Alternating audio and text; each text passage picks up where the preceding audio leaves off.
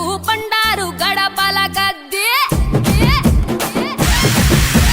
కుంకుమ బొట్టు కుంటకు పెట్టి గంధం తీరుగా కదవళ్ళ రొద్ది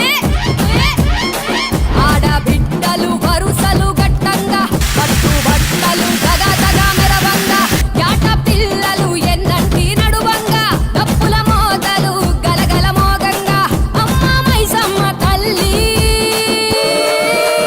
బోనం ఎత్తి వస్తున్న